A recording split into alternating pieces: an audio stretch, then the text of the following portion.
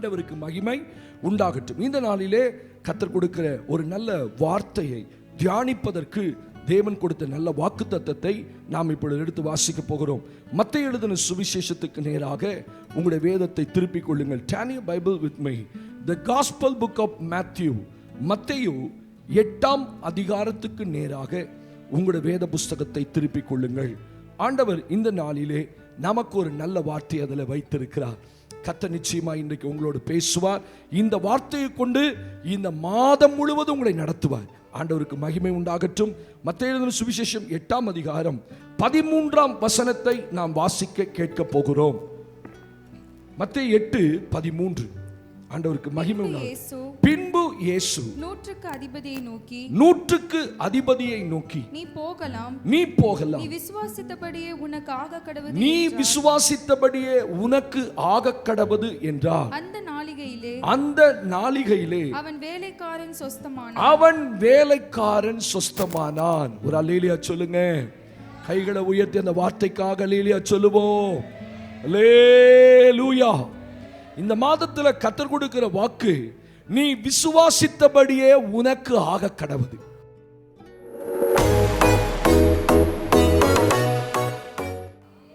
அல்லேலூயா. ஒரு மனிதனுடைய வாழ்க்கையில அநேக நம்பிக்கைகள் இருக்கும். உலக மனுஷனுக்கும் ஆவிக்குரிய மனிதனுக்கு என்ன வித்தியாசம்? கர்த்தருக்கு ஸ்தோத்திரம். அவன் சூழ்நிலைகளை பார்த்து நம்புவான். சூழ்நிலைகளை வைத்து தனக்கு சாதகமாக இருந்தால் இது நடக்கும் என்று நம்புவான். உலகத்தில் பலவிதமான வழிகளை கையாண்டு இது நடக்குமா நடக்காதா என்று சொல்லி அந்த காரியத்தை அவன் நம்புவான். ஆனா வேதம் நமக்கு சொல்லுகிறது, இந்த மாதம் நீ விசுவாசித்தபடியே உனக்கு ஆக கடவது. ஆமென். நூற்றுக்கு அதிபதி அங்கே ஒரு தன் வேலைக்காரனுக்காக ஆண்டவர்கிட்ட போய் அவன் சுகத்துக்காக நிற்கிறதை பார்க்கிறோம். ஆண்டவர் கப்பர்நகூம் என்கிற ஒரு பட்டணத்துக்கு வந்திருக்கிறார். அந்த கப்பர்நகூமிலே நூற்றுக்கு அதிபதி ஒருவன் இருந்தான். அந்த பட்டாளத்தில் 100 பேருக்கு அதிபதி அவன். அவன் தனக்கு பிரியமான ஒரு வேலைக்காரன். 100 பேத்துல ஒருத்தன் அவன் ரொம்ப நேசிச்சான். அந்த வேலைக்காரன் இப்பொழுது வியாதிப்பட்டு விட்டான். அந்த வேலைக்காரனுக்காக சுகத்துக்காக ஆண்டவர்கிட்ட வரான். ஆண்டவரே, என் வேலைக்காரன் கொடிய வேதனைப்படுகிறான். ஸ்தோத்திரம். அவன் பட்ட பாட பார்த்து இந்த நூற்றுக்கு அதிபதிக்கே இருதயம் கரைந்து போய் அவன் ஆண்டவர்கிட்ட வந்து சொல்றான், ஆண்டவரே, அவன் மிகவும் கொடிய வேதனைப்படுகிறான், அவனை நீ சுகமாக்கணும். ஆண்டவர் உடனே சொல்றாரு, சரி நான் வரேன் உன் வீட்டுக்கு, நான் வந்து உன் வேலைக்காரனை சுகமாக்குறேன். அவன் சொன்னா, ஆண்டவரே நீ வரவேண்டாம் என் வீட்டுக்கு, நீர் என் வீட்டுக்கு வருவதற்கு நான் பாத்திரன் அல்ல, ஒரு வார்த்தை சொல்லும் என் வேலைக்காரன் என்ன செய்வான்? பிழைச்சிருவான். ஆண்டவரே. உடனே ஆண்டவர் என்ன தெரியுமா சொன்னாரு? இப்படிப்பட்ட ஒரு விசுவாசத்தை இஸ்ரவேலிலே நான் இதுவரைக்கும் நான் பார்க்கவே இல்லை. ஏன்னா ஆண்டவருடைய வார்த்தையை நம்பி அவன் ஒரு வார்த்தை சொல்லும் என்று சொல்லுகிறான். உடனே ஆண்டவர் சொன்னாரு, நீ விசுவாசித்தபடியே உனக்கு ஆக கடவுள். ஆமென். அவன் ஆண்டவருடைய சுகத்தை நம்பினான், ஆண்டவருடைய விடுதலையை நம்பினான். இந்த மாசம் நிறைய நம்பிக்கைகளோட உட்கார்ந்து இருக்கிறோம். உலக மனுஷனுடைய நம்பிக்கைக்கும் நம்முடைய நம்பிக்கைக்கு என்ன வித்தியாசம்? அவன் சூழ்நிலைகளை பார்த்து நம்புவான். ஆனா நாமோ கர்த்தருடைய வார்த்தையை நம்புறோம். சூழ்நிலை சாதகமா இருந்தாலும் சரி, சூழ்நிலை பாதகமா இருந்தாலும் சரி, காரியம் கைகூடி வர மாதிரி இருந்தாலும் சரி, வராமல் இருந்தாலும் சரி, கர்த்தர் இந்த மாசம் சொல்றாரு, நீ விசுவாசித்தபடியே உனக்கு ஆகட்டும். நீ என்ன விசுவாசிச்சீங்க? என்ன காரியம் நடக்கும் நம்புனீங்க? இப்படிப்பட்ட காரியங்கள் நடந்தா நல்லா இருக்கும் நம்புனீங்களே, அந்த காரியத்தை கதை சொல்றாரு, நீ விசுவாசித்தபடி. ஒரு மனுஷனுக்குள்ள இருக்கிற விசுவாசத்தை பற்றி ஆண்டவர் சொல்றார். இப்போ 3 காரியங்களை நம்ம பார்க்க போறோம். எந்த காரியத்தை விசுவாசிக்கும் போது அது நடக்கிறது. ஆண்டவருக்கு மகிமை உண்டாகட்டும். அப்போஸ்தலர் நடபடிகளிலே 27ஆம் அதிகாரத்திலே 25ஆம் வசனத்தை நாம் வாசிக்க கேட்க போகிறோம். ஹல்லேலூயா. அப்போஸ்தலர் நடபடிகள் 27ஆம் அதிகாரம் 25ஆம் வசனத்தை வாசிக்க கேட்கலாமா? ஆனபடியினால் மனுஷரே திடமனதாயிருங்கள், எனக்கு சொல்லப்பட்ட பிரகாரமாகவே நடக்கும் என்று தேவனிடத்தில் விசுவாசமாயிருக்கிறேன். பவுல் ரோமாபுரிக்கு பிரயாணப்பட்டு போகிறார். இத்தாலியாவுக்கு போகிற ஒரு பெரிய கப்பல்ல, அன்றைக்கு அது பெரிய கப்பல், 276 பேர் இருந்த மிகப்பெரிய கப்பல். அந்த கப்பல் முழுவதும் கைதிகள் தான் இருந்தார்கள். ஏன்னா தண்டிக்கப்படுகிற குற்றவாளிகளை ரோம அரசாங்கம் அந்த இத்தாலியா பட்டணத்துக்கு தலைமை பட்டணத்துக்கு கொண்டு போய் ராயனுக்கு முன்பாய் நிறுத்துவார்கள். ராயன் தான் கடைசியா அந்த முடிவை சொல்றவர், அவருக்கு தண்டனை அறிவிப்பார். சுவிசேஷத்து நிமித்தம் பவுல் கட்டப்பட்டு கப்பல்ல இத்தாலியா தேசத்துக்கு போகும்போது கப்பல் அந்த பெரிய ஒரு காற்றில் அகப்பட்டு உடையும் என்று ஒரு பெரிய பயம் அவர்களுக்குள் இருந்தது. ஸ்தோத்திரம். சில நம்முடைய யாத்திரையில சில எதிர்பாராத சில காற்றுகள் நம்முடைய கப்பல்ல மோதும். ஆமென் சொல்லுங்க. நம்ம எதிர்பார்த்திருக்க மாட்டோம். படகின் மேல அவங்க போன பெரிய கப்பல் மேல யூரோ கிளித்தோன் என்னும் ஒரு பெரும் கடும் காற்று கப்பல்ல மோதியது. உள்ள இருக்கிற அத்தனை பேத்துக்கும் நம்பிக்கை போயிட்டு, ஒருத்தருக்கு கூட நம்பிக்கை இல்லை. ஏன்னா பைபிள் சொல்லுது 14 நாட்களாக சூரியனாவது நட்சத்திரங்களாவது காணப்படவில்லை. 14 நாள் டே அண்ட் நைட் மழையும் காற்றும் இடியும், எந்த விதமான வெளிச்சமே இல்லை. அவ்வளோ பயங்கரமான. அப்போ உள்ள இருக்கவனா நம்பிட்டான், இதான் நமக்கு கடைசி யாத்திரை. அப்படி எத்தனை முறை இந்த 8 மாசத்துல இதுதான் எனக்கு கடைசி நம்பி இருப்போம்ல. ஸ்தோத்திரம். என் வாழ்க்கையில இன்றைக்கு இரவு தான் கடைசி. ஸ்தோத்திரம். எனக்கு தெரிந்த ஒருவர் என்னிடத்துல ஜெபிக்கும் போது சொன்னார், ஒவ்வொரு இரவும் நான் படுக்கும் போது நான் நினைப்பேன், இன்று இரவு தான் எனக்கு கடைசி. ஏன்னா அந்த சரீரத்துல வியாதி, அந்த சரீரத்துல பலவீனம், அந்த வாழ்க்கையில போராட்டம். அவங்க நினைப்பாங்களா, இன்று இரவு ஒருவேளை நான் மரித்தால் ஸ்தோத்திரம் எப்படி இருக்கும். அப்படி பல ஆண்டுகளாக அவர்கள் நினைத்து கொண்டே படுப்பார்களா. ஆண்டவர் மனுஷனுடைய ஜீவன் எடுக்கலன்னா அவனை விட்டு என்ன செய்யாது, ஜீவன் போகாது. ஆமென். அவன் சொல்ல, ஒவ்வொரு இரவும் நான் படுப்பேன், இன்னைக்கு தான் எனக்கு கடைசி. எந்திரிச்சு என் பிள்ளைகளையும் என் கணவனையும் ஒரு முறை பார்த்துட்டு படுப்பேன். அப்படி சொல்லியே கிட்டத்தட்ட 3 வருஷம் போயிருச்சு. இப்ப உள்ள 14 நாட்கள் ஒரு சூரியனும் நட்சத்திரம் ஒண்ணு இல்லை, ஒரே இருட்டு, ஒரே மலை, கொஞ்சம் கூட நம்பிக்கை இல்லை. பவுலும் சொல்றாரு, நம்பிக்கை அற்று போயிட்டு. அல்லேலூயா. ஜீவன் பிழைப்போம் என்று நம்பிக்கை அற்று போயிட்டு. ஆனா அந்த மனுஷன் ஜெபிக்கிறான் பாருங்க. அந்த கப்பல்ல 276 பேர் இருந்தாலும் ஒருவன் ஜெபிக்கிற ஒரு மனிதனாக இருந்தான். அப்ப ராத்திரி கர்த்தர் பவுலுக்கு பக்கத்துல வந்து சொல்றாரு, பவுலே பயப்படாத. ஆமென். 1000 பேர் 1000 வார்த்தை சொன்னாலும் கர்த்தர் ஒரு வார்த்தை சொல்லணும்ல. கைகளை உயர்த்தி ஆமென் சொல். 1000 பேர் 1000 வார்த்தை சொல்லுவாங்க. மருத்துவர் உங்களுக்கு சாதகமாய் சொல்லுவார், வக்கீல் உங்களுக்கு சாதகமா சொல்லுவார், ஜட்ஜு உங்களுக்கு சாதகமா சொல்லுவார், உறவுகள் உங்களுக்கு பார்த்துக்கலாம், கவலைப்படாதீங்க. ஆனா தேவன் ஒரு வார்த்தை சொல்றாரு பாத்தீங்களா. 276 பேரும் ஒருத்தருக்கு ஒருத்தர் வார்த்தைகள் சொல்லுவாங்க, பயப்படாதீங்க பயப்படாது. எத்தனை நாள் பயப்படாதீங்கன்னு சொல்லுவான். நிலைமை ரொம்ப மோசமாயிட்டு போயிட்டே இருக்கு. ஒரு சூரியன் இல்ல, நட்சத்திரம் இல்ல, கடைசியா எல்லாருக்கும் உள்ள அத்தனை பேருக்கும் நம்பிக்கை அற்று போய், இனி தப்பி பிழைப்போம் என்கிற நம்பிக்கை அற்று போயிற்று.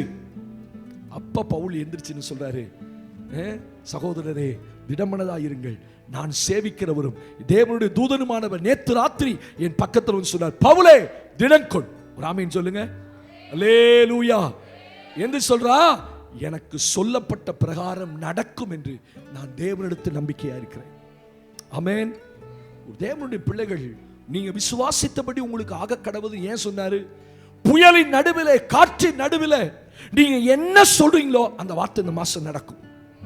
நீங்க எதிர்பாராத காற்றடிக்கு, எதிர்பாராத புயல் அடிக்கு, எதிர்பாராத மழை, எதிர்பாராத இருள் நம்முடைய வாழ்க்கையில நிறைய வரலாம். ஆனா கர்த்தர் சொல்றாரு, இந்த மாசம் புயலின் நடுவில் நான் என்ன சொன்னேனோ உன் வாழ்க்கையில நடக்கும்னு நீ விசுவாசித்தா அப்படியே நடக்கும். ஒரு ஆமென் சொல்லுங்க பாப்போம். அல்லேலூயா. தேவன் உனக்கு தயவு பண்ணினார். இந்த மாசம் கர்த்தர் சொல்ல, நான் உனக்கு தயவு பண்றேன். அல்லேலூயா. எல்லாரும் உங்க கூட இருக்கிறவங்களுடைய நம்பிக்கை எல்லாம் அற்று போகும். ஒருத்தருக்கு கூட விசுவாசமே இருக்காது. ஆனா கர்த்தர் இந்த நாள்ல உங்களுக்கு சொல்லி அனுப்புறார், ஆமென், நான் உனக்கு ஜீவனை தயவு பண்ணினேன். நீ ராயனுக்கும்பாய் நிற்க வேண்டியது, பயப்படாது. உன் தலையுள்ள ஒரு மயிர் கூட கீழே விழாது, கீழே விழாது. இந்த மாசம் கீழே விழாது. அல்லேலூயா. கை உயர்த்தி ஒரு ஆமென்னு சொல்லுங்க. அவன் சொல்றான், மனுஷரே உங்க தலையில் உள்ள மயிர் ஒரு மயிர் கூட கீழே விழாது, பயப்படாதீங்க. ஆமென். கப்பர் சேதமே அல்லாமல் பிராண சேதம் வராது. பாசமா வந்து நின்னோன அந்த வார்த்தைக்கு ஒரு கன்ஃபர்மேஷன் கொடுத்தாங்க. ஆண்டவரே, இந்த வார்த்தை தான் நான் சொல்லணுமா இன்றைக்கு? முதல்ல எடுத்தோன்னு அந்த வார்த்தை தான் சொன்னாங்க. ஆமென். கப்பர் சேதமே அல்லாமல் பிராண சேதம் வராது. நீ விசுவாசித்தபடியே உனக்கு ஆக கடவுள். 276 பேர்ல 275 பேர் மரித்து போவான்னு சொன்னான். ஆனா ஒருத்தன் சொன்னான், கப்பர் சேதமே இல்லாமல் பிராண சேதம் வராது. வந்துச்சா? கப்பல் சேதம் மட்டும்தான் நடந்துச்சு, பிராண சேதம் ஒருத்தருக்கு வரல. நீ விசுவாசித்தபடியே உனக்கு ஆகட்டும். உனக்கு பிராண சேதம் இந்த மாசம் வராது. புயல் அடிக்கும், காற்றடிக்கும், நட்சத்திரம் இருக்காது, சூரியன் இருக்காது, ஒரே இருள் இருக்கும். ஆனாலும் கர்த்தருடைய வார்த்தை புயலின் நடுவிலே, ஆமென் சொல்லுங்க, புயலின் நடுவிலே பக்தன் பவுல் வார்த்தை வந்ததால் திடன் கொண்டார். புயலின் நடுவிலே பக்தன் பவுல் வார்த்தை வந்ததால் திடன் கொண்டார். கைதியாக கப்பல் ஏறி கேப்டனாக செயல்பட்டார். கைதியாக கப்பல் ஏறி கேப்டனாக செயல்பட்டார். பாதைக்கு தீபம், பேதைக்கு உந்தன் வசனமே ஆற்றல் மிக்கது, ஜீவனுள்ளது உந்தன் அருள் வாக்கு. என் நம்பிக்கைக்கு உரியவரே, நம்பி வந்தே உம் சமூக, நம்புகிறே உம் வசனம், என் நம்பிக்கைக்கு உரியவரே. ஆமென். 275 பேத்துக்கும் ஒரு நம்பிக்கை இல்லை. ஆனா ஒரு மனுஷனுக்கு ஒரு வார்த்தை அந்த ராத்திரி வந்தது. அந்த வார்த்தையை பிடித்துக் கொண்டு சொல்றார், மனுஷரே திடன் கொள்ளுங்கள், உங்களுக்கு ஒண்ணும் ஆகாது, உனக்கு ஒண்ணும் ஆகாது, இந்த மாசம் உனக்கு ஒண்ணும் ஆகாது. அல்லேலூயா. என்ன நடந்தாலும் சரி சொல்லுங்க, ஒண்ணும் ஆகாது. அப்படி சொன்னீங்கன்னா நீ விசுவாசித்தபடியே உனக்கு ஆகும். இரண்டாவது வாசிக்கலாம், தேவனுக்கு மகிமை. அப்போஸ்தலர் 28ஆம் அதிகாரத்திலே chapter 28 verse 3 to 5, 28ஆம் அதிகாரம் 3 இலிருந்து 5 வசனங்களை வாசிக்க கேட்க போகிறோம். பவுல் சில விறகுகளை வாரி அந்த நெருப்பின் மேல் போடுகையில் ஒரு விரியன் பாம்பு அனல் உரைத்து புறப்பட்டு அவனுடைய கையை கவ்விக்கொண்டது. விஷப்பூச்சி அவன் கையிலே தொங்குகிறதை அந்நியராகிய அந்த தீவார் கண்டபோது, இந்த மனுஷன் கொலைபாதகன், இதற்கு சந்தேகமில்லை, இவன் சமுத்திரத்துக்கு தப்பி வந்தும் பலியானது இவனை பிழைக்க ஒட்டவில்லை என்று தங்களுக்குள்ளே சொல்லிக் கொண்டார்கள். அவன் அந்த பூச்சியை தீயிலே உதறி போட்டு ஒரு தீங்கும் அடையாதிருந்தான். அல்லேலூயா. விசுவாசமே அற்றுப்போகத்தக்கதான சூழ்நிலை வந்தபோது ஒரு வார்த்தை வந்தது, வார்த்தை விசுவாசித்தான், அவனுக்கு அப்படியே ஆனது. கப்பல்ல ஏறி போகிறான், கப்பல் உடைந்து போய் மெலித்தா என்கிற ஒரு தீவுக்கு போய் கப்பல் நிக்குது.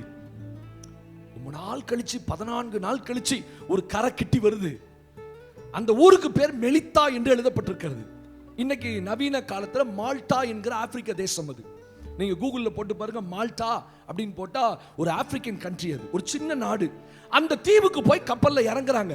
அதுவும் பாதி கப்பல் இதுலயே கடல்லே நிக்குது. தப்பி கீழே உளுந்து தண்ணிக்குள்ள உளுந்து தப்பிச்சு போறாங்க.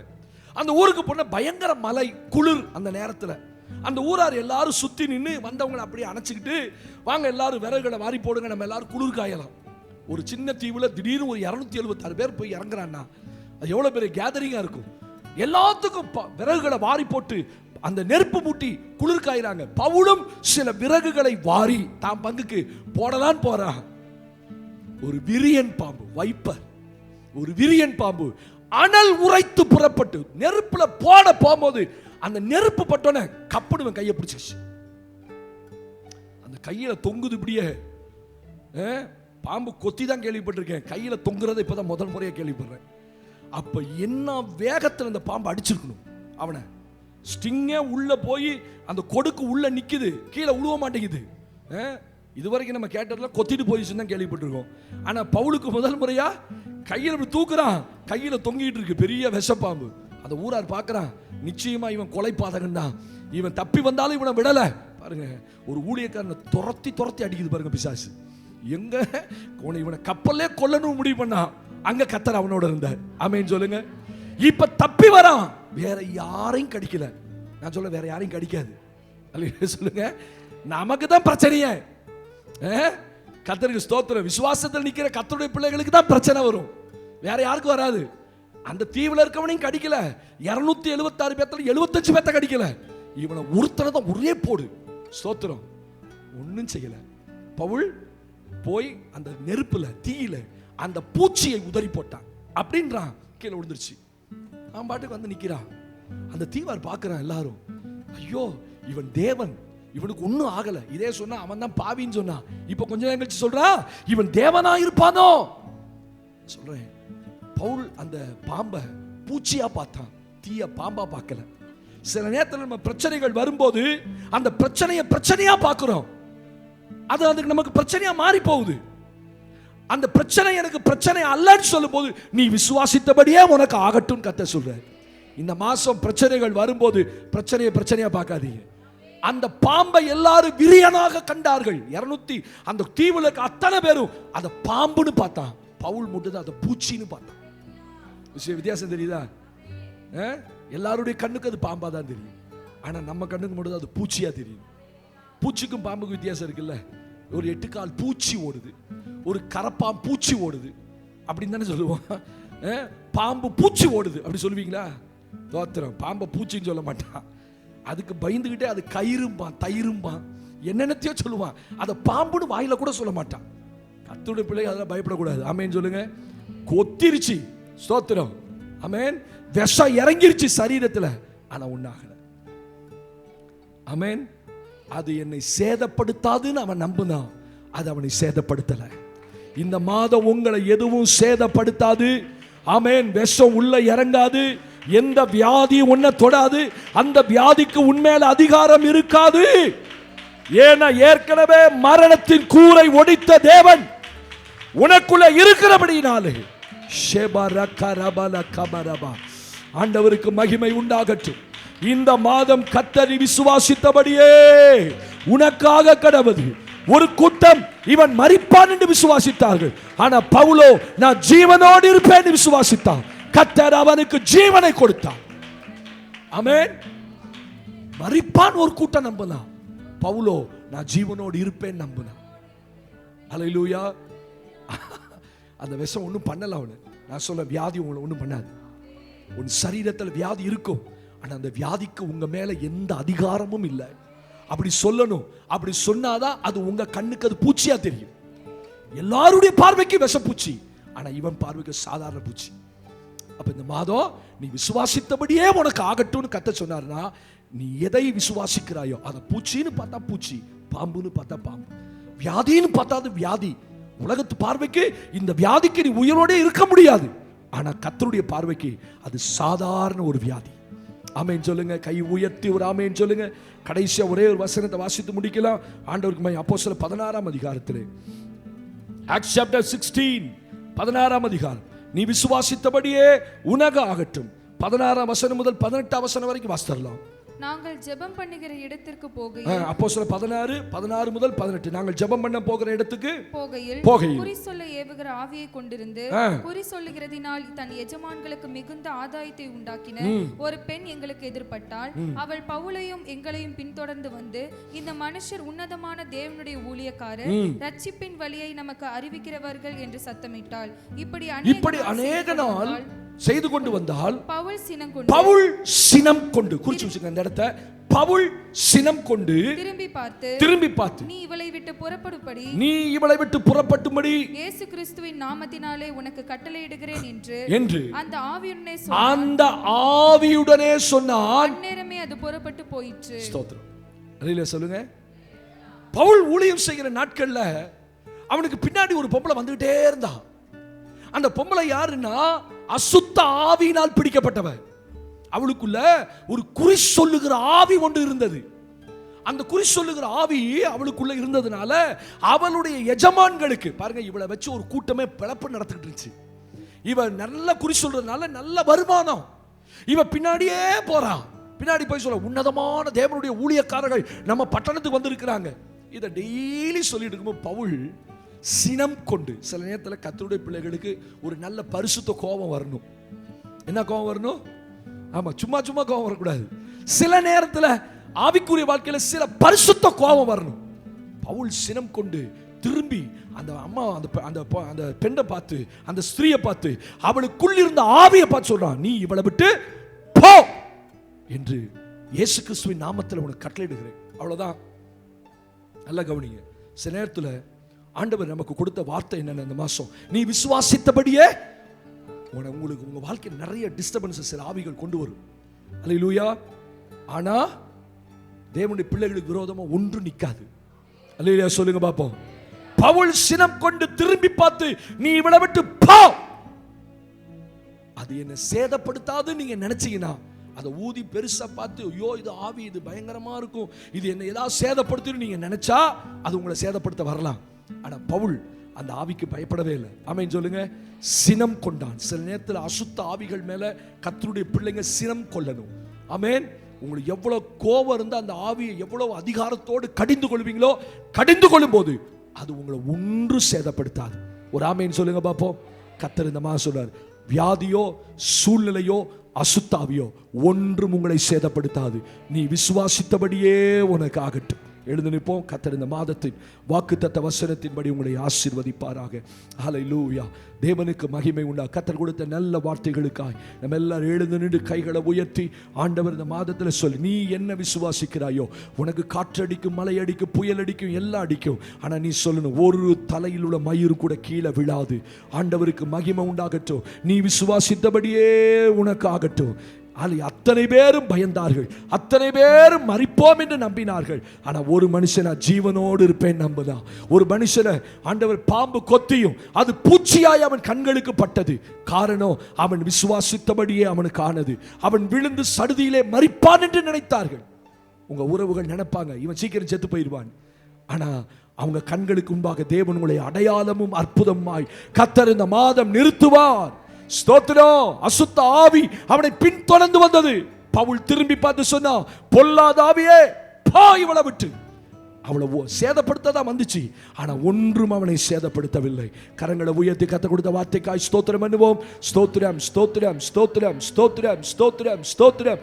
நல்ல தகப்பனே, இந்த மாதத்தில் நீர் எங்களுக்கு கொடுத்த ஆண்டவரே உம்முடைய கிருபை நல்ல வார்த்தைகளுக்காக நாங்கள் நன்றி சொல்றோம். ஆண்டவரே, கர்த்தர் எங்களுக்கு கொடுத்த வார்த்தையின்படி ஆண்டவரே, நீ விசுவாசித்தபடியே உனக்கு ஆக கடவுதுன்னு சொல்லி எங்களோடு நீ பேசுற நல்ல வார்த்தைக்காக நன்றி செலுத்துகிறோம். உம்முடைய பிள்ளைகளை இந்த மாதம் அப்படியே ஆசீர்வதிப்பீராக. இயேசுவின் நாமத்தினால் இந்த வார்த்தையை நாங்கள் சுமந்து கொண்டு போகிறோம். கர்த்தர் இந்த மாதம் முழுவதும் எங்களை நடத்தும். துதி கனமே உமக்கு செலுத்துகிறோம். இயேசுவின் நாமத்தில் ஜெபிக்கிறோம் பிதாவே. ஆமென்.